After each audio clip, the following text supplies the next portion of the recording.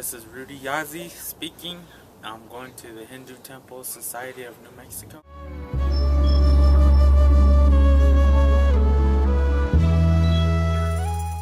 Now, this is how it looks from the outside.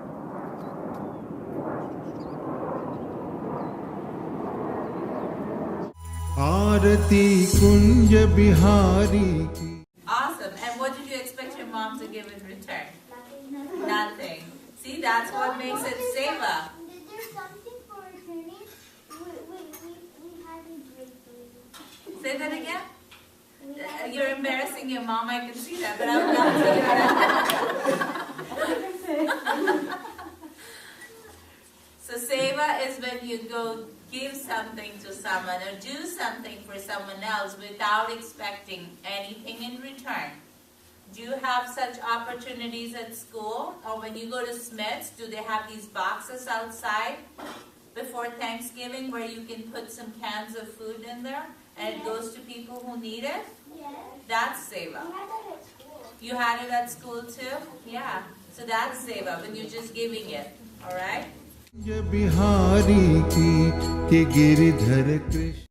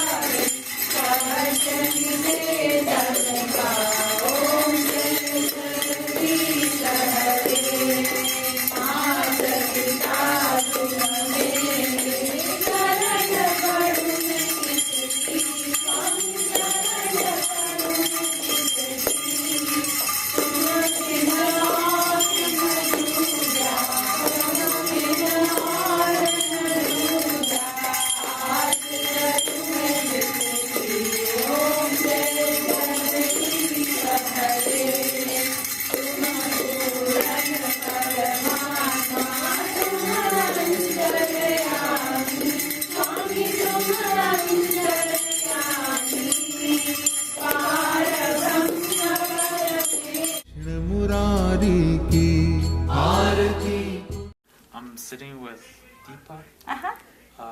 What's your last name? Santanam. Santana. Okay. So what's your role in the temple?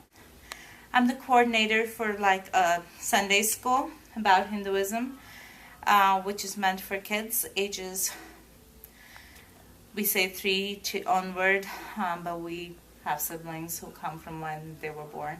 But so pretty much the entire age of children's development. We teach them about Hinduism. I just grew up with a family who practice Hinduism on a daily basis, so we just learned from them. And when we moved here, it just became imperative that we do it with our kids because there is not as many Hindus around us to absorb this information from. So we have this school so that all the Hindus can come together and together as a group impart some of this knowledge. So it's all self-taught, self-learned from our families and the previous generations, and most of our teachers here are like that. I seen earlier you were talking about seva. I was just wondering what that is. Cleaning up a community hall and without requiring money or any other benefit in return would be a seva. Gale mein Vaijanti mala bajave murali madhu. The gods represent a certain virtue or a value or a strength, and when we are worshiping one God, we're just worshiping that aspect. We're not saying that we have hundreds of gods. We're just saying there's one God, but there are different virtues and strengths, and we represent each of those with an idol or a name, and we call that a God. Does that make sense? Yeah. So it's really one God, and we're just worshiping him or her in different forms. बजावे मुरली मधुर बाला श्रवण में कुंडल झलका. There are. I have no idea. I can tell you in hundreds or even more that somehow the number 300 comes to my mind, but I'm pretty sure I'm wrong. That's way more than that. नंद के नंद श्री गोकुल चंद श्री मुख चंद्र Yashoda. I would say is Ganesh and Krishna. I think people all have their own preferences. Preferences depend on which part of the country you come from and which Lord is more worshipped in that area. And some of it is personal preference of how their family practiced it. So I'm pretty sure each person has their own. Do Hindus believe in reincarnation? Absolutely. We believe in reincarnation. We believe the soul departs the body, it goes up, it becomes one with God, and then depending on their past karma, which is whatever has happened in their past lives, they're reborn as depending on what they did as a human, as an animal, whatever it is, and that life continues like that. And we do believe that God comes every so many years, reincarnates to save the world. Why do Hindus worship the cow? In a big picture, and there could be so many reasons, and I might be ignorant of some of them. Like Shiva is one of our deities, who is supposed to be the god of the destroyer force of the world, and his animal of choice is cow or bull, who's always with him, and so that's part of the reason why we worship the cow or the bull, because he is important to Shiva, one of our deities. The other reason is also that cow is the only animal that gives its milk to us without expecting anything in return. It provides us with nourishment without expecting anything in return, so we consider it sacred and special. Mm-hmm. And breast milk or the cow milk is made out of its blood and the nutrients that comes from its blood. So the idea is that it feeds us through its blood without expecting anything in return. नंद के लाला की आरती कुंज बिहारी की Giridhar. Yeah, I was. Oh, okay. Can you explain what happened or what you experienced? What was noticed was if you put milk at one side near the tusk of Ganesh, Ganesh is the god with the elephant head.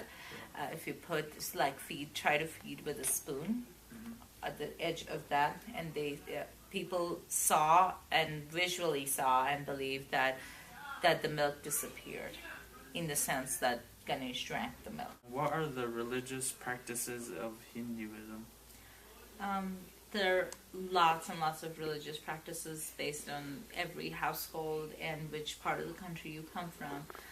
One of the things that might be common on a daily basis to most families is lighting up a lamp in front of the god every day in the morning and once every day in the evening, and offering food to God before you eat it. That might be some common ones that everybody would practice.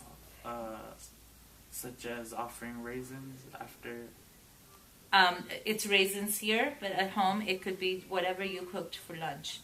So if we made rice, it would be rice. If we made something else, it would be... We try not to offer meat, usually, and try not to offer anything cooked with onion and garlic, but it's not always compulsory. This is Hanuman.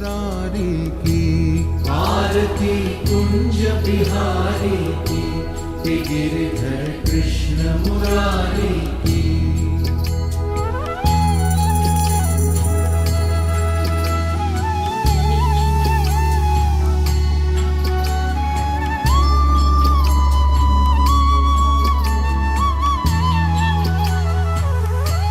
गगन सम अंग कांति काली राधिका चमक रही आली लतन में